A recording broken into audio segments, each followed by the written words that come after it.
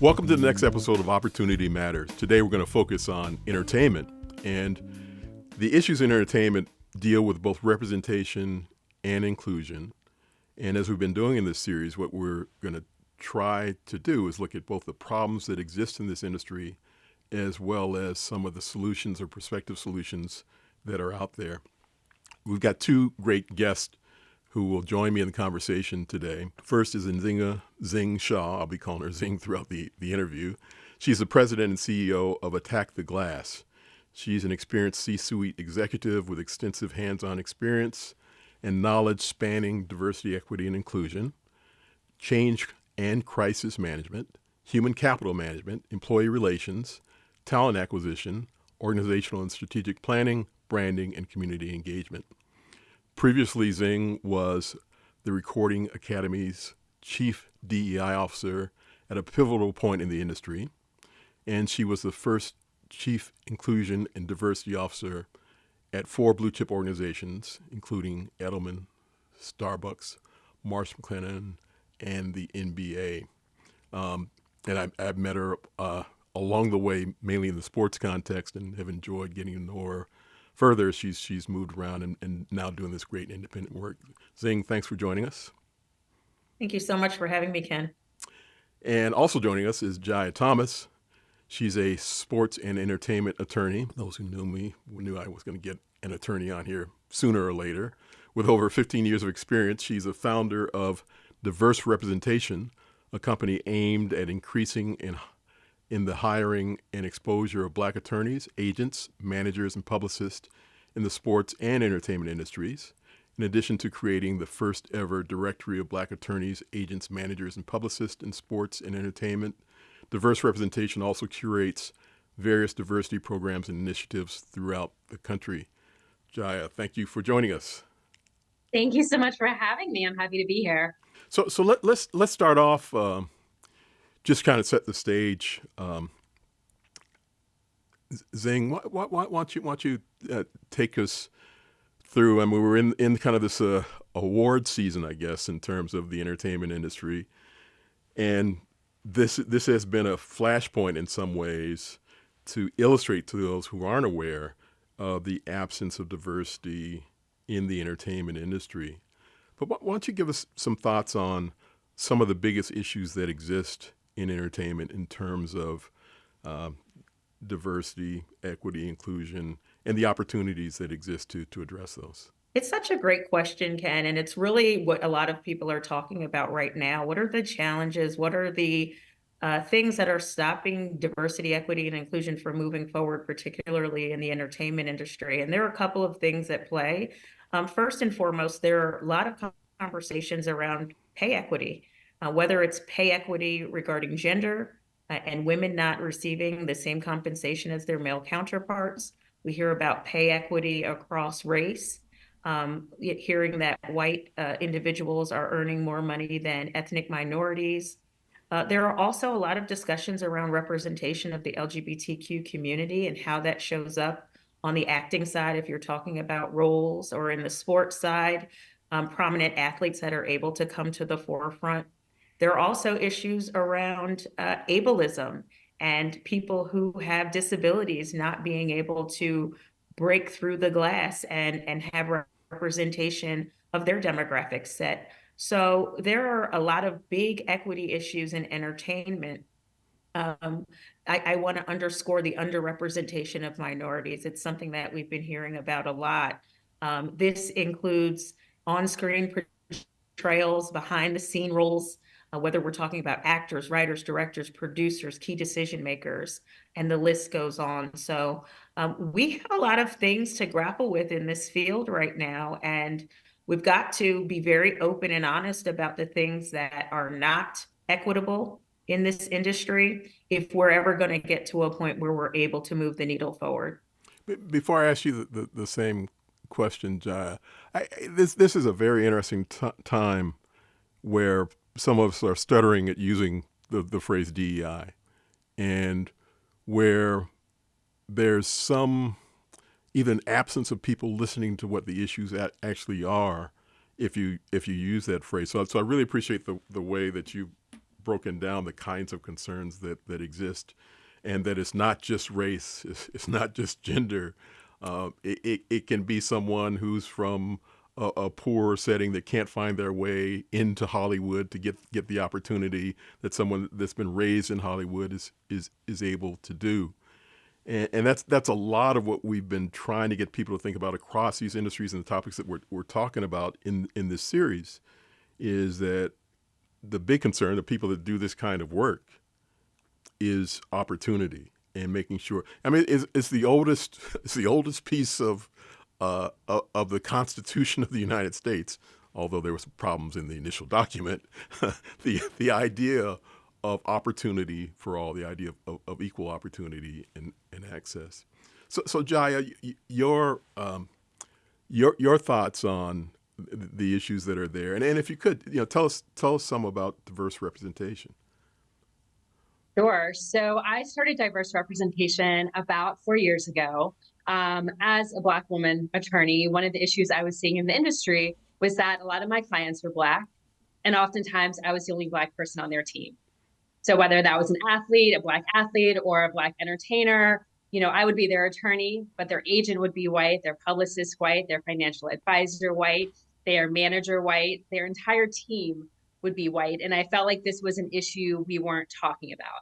I felt like when we talked about diversity and inclusion in the entertainment industry, I felt like the focus was always on the talent, making sure that the faces we saw on screen were diverse, but paying very little attention to the folks who were representing those people on screen. Because if you really started to peel back the layers, those spaces were not diverse at all. And so that's why I started diverse representation. When I started it, I didn't really have a plan for it. I didn't know what it was going to turn into. I really started because I wanted to get the information out there.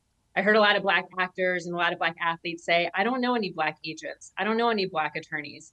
So I started as just a database of here are all the Black attorneys, here are all the Black agents, here are all the Black publicists, so that can no longer be an excuse of, I can't find them. Well, now you can, and it's free. So now we're going to have to think of a different excuse. And I just wanted people to be more cognizant about the people they were hiring. That's the other thing. A lot of Black talent, they would get on these platforms and preach about diversity and preach about, Black this and Black that. But then when you look at their teams, there are no Black people in sight. So, I just wanted everybody in these spaces to be more cognizant about the people they are hiring, and the people that were on their teams. So that was the impetus behind starting the company. And Jaia, I don't interrupt, but I'm flashing on one of our first conversations, our first interactions. I think I told you at the time that I'd written a book about sports agents in 1989 or 1990 or so, and one of the things that we did in the book was to talk about the number of Black agents in the sports business and how easy it was to count them. I mean, how easy, it wasn't problematic. And if you went to, for example, one of the big deals in sports is who's representing the first top 10 draft picks. And so often then there were no African Americans representing any of the draft picks, even though the top draft picks were largely African American. And so there's been this, and we'll talk about this, there has been this dramatic change in some ways. And I was asking you about how to keep track. It was very easy to keep track of back then, but it's the good thing, I guess, to say, and part of what we want to raise too is some of the positives there. It's not that easy to keep that track of now. There are numbers there, but and Zing, you'll probably have some reaction to this too. The age-old question from people that are hiring is I can't find anybody. I can't find anybody. Historically, there was a little bit to that. Now that doesn't exist. So we're at this point where diverse representation has a directory. Zing, you can go into the places that you go into and you say, well, here's a list of people, but we still can't get people to move to make the hire. And it works. It can work in a lot of different ways too. I mean, it can be women won't hire women. It can be a Black person won't hire a Black person. That's a different kind of issue. but the idea that the Hollywood studio won't hire these diverse people, and they can no longer say we can't find them. What kinds of steps are we taking that are trying to get over that barrier, the barrier? Well, here they are, and you're still not hiring them. Well, first, we have to have a recognition that diversity does not equal deficiency. I think a lot of times when corporate organizations or individuals are thinking about representation and who they're going to bring on board, they believe that if you say the word diversity, you're almost asking them to water down the pipeline or the talent pool in terms of the quality that they're bringing to the table. And that is just not a fact. It's not true at all. Diversity does not equal deficiency. Diversity just means that we are widening the aperture so that we can tap into a variety of talent pools and look at new and unexpected talent. I think one of the core issues around innovation is ensuring that there are so many different points of view that you can really go outside of yourself and outside of the status quo and identify something that is new and unexpected and different. And that's really what diversity aims to achieve. And so I think, Ken, to answer your question, when it relates to people and or organizations that say, okay, well, thank you for being able to materialize these diverse candidates. However, we just can't find a natural fit. What they're saying is that they're not ready to let go of the status quo. They're not ready to look at a different type of leader or learn from someone who is not a person that they're usually used to working alongside or working under. And so we've got to really peel back the layers of this onion and figure out what is the real core issue. I've been hearing a lot of rhetoric on social media and traditional media that is very anti-DEI.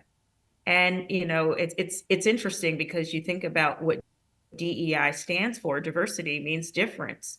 Equity is about making sure that we are providing opportunity for everyone to reach their maximum potential by giving them tools that are applicable to their needs.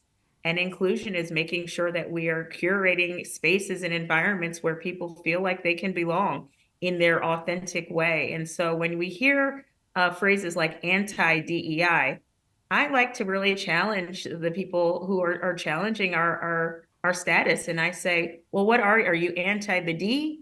Are you anti the E? Are you anti the I? Because when they really have to sit back and think about what they're against, it's not necessarily the things that DEI truly stand for. And it's often a self-determined definition of what DEI means. I'm actually anti-acronyms, partly for what we just heard from you. The idea that if you say it, that's a lot different from this DEI thing that people have put a bullseye upon.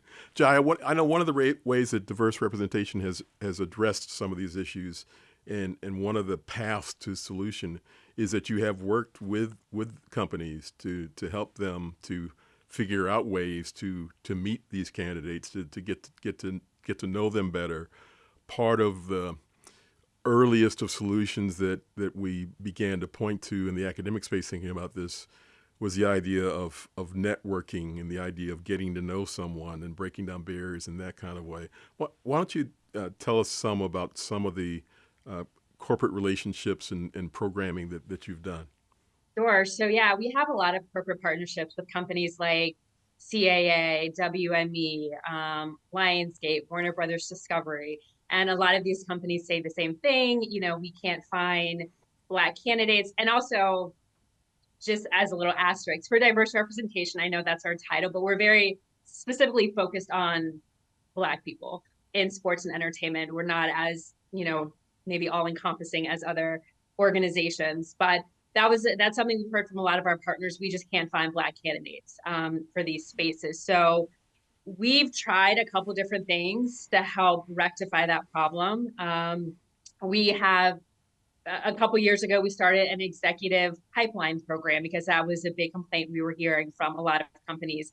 We're able to find Black candidates at the entry level, but when it comes to like executives, C-suite, we just can't find them. So we've created Black executive pipeline programs for various facets of the entertainment industry to help equip Black candidates to become executives, and work in conjunction with these studios, with these networks. We've built out resume databases that house thousands of Black candidates, that our partners can access when they're looking to hire.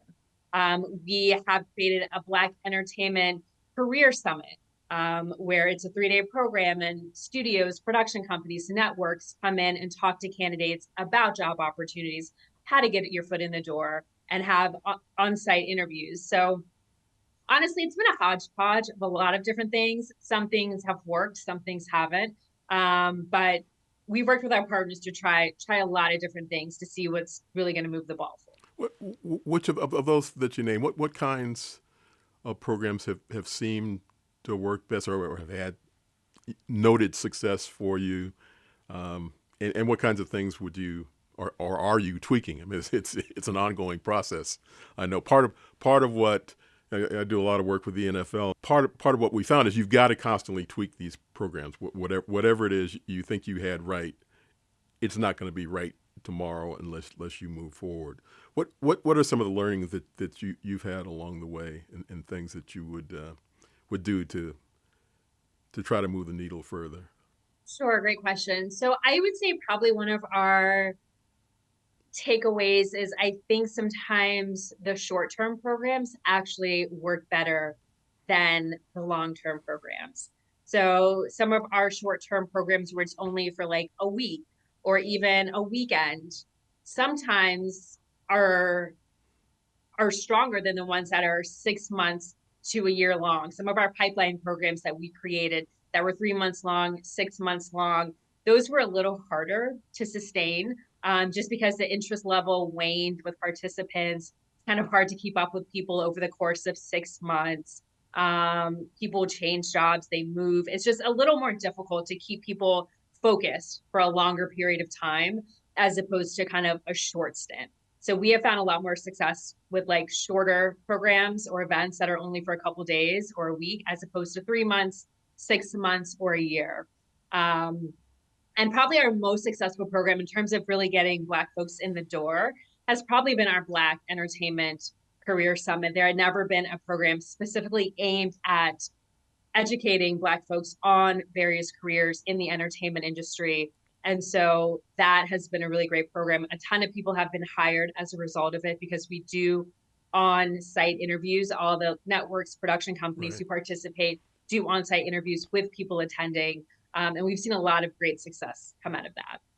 Zing, If I can weigh in on yeah, that please do really quickly, because I think what Jaia is talking about is absolutely right. And I just wanted to build on it. When I was the global head of diversity at Starbucks, we used to do a lot of work that was intersectional in nature.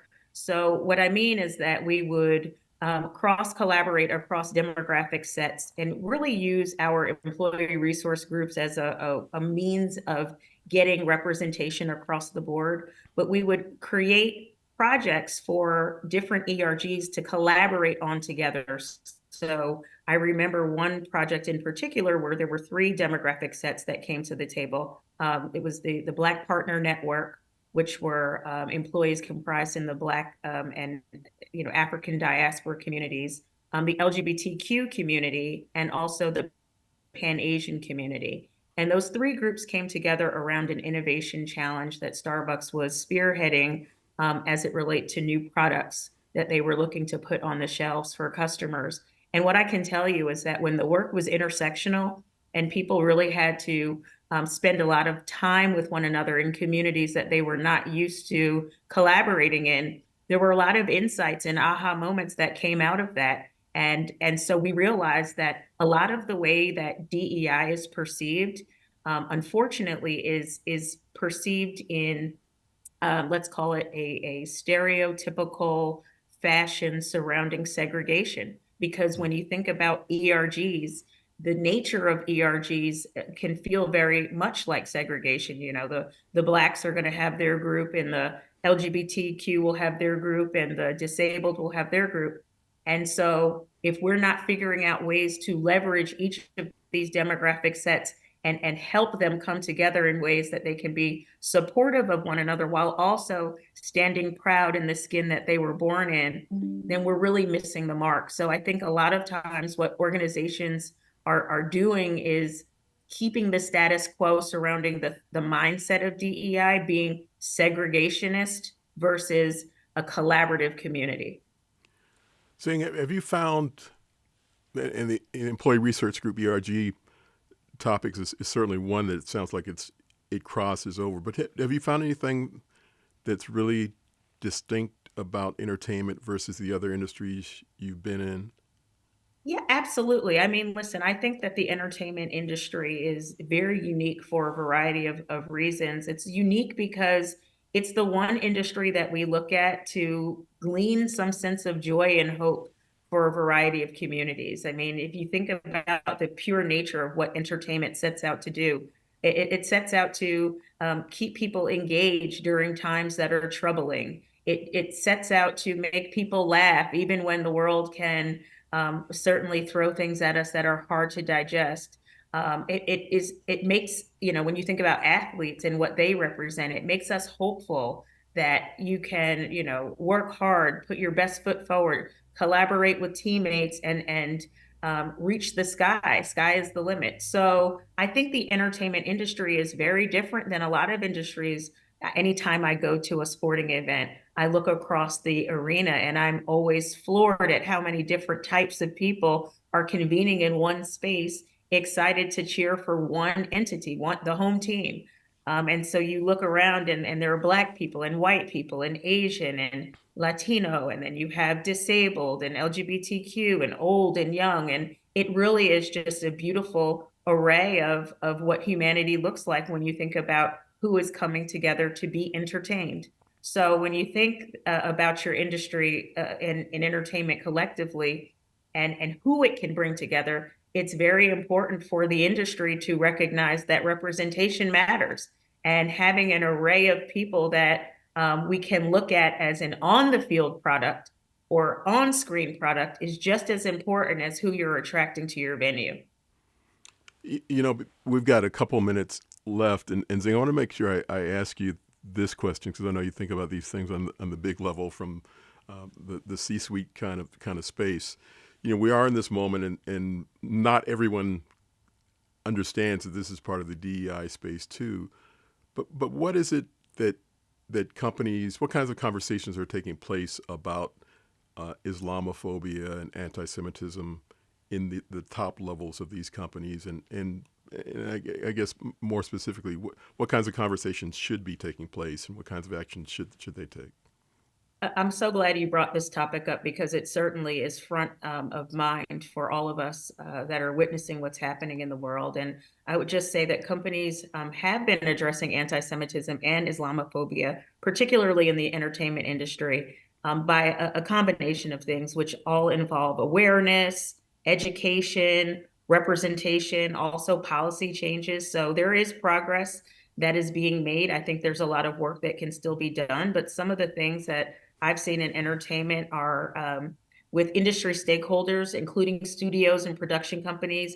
They're implementing D&I initiatives to promote representation of diverse communities, including Jewish and Muslim individuals.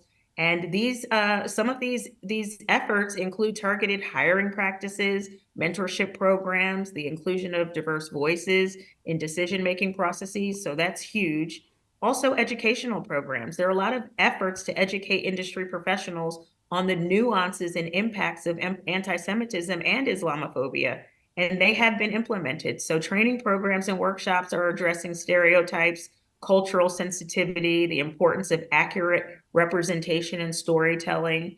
And then last, I'll just say that there have been a lot of responses to controversies that we've seen play out on social media and in traditional media. And so there are instances of anti-Semitism or Islamophobia in the entertainment industry, often met with a public outcry. So in response, industry professionals, studios, networks are issuing public statements condemning this behavior. They're taking corrective action. They're reevaluating content and severing ties with individuals involved. So I think these are topics that are going to be front and center for a long time. Well, Zing, Jaia, we have run out of time, as I told you would happen. The important thing I want to close with is Jaia made a great point about every organization can't do everything, and if it's the little things that can make the change come about. If we have enterprises like diverse representation working on blacks getting access, we have other organizations working on other folks, and if we have those who can take on the mega space, that's important too. So thank you to you both.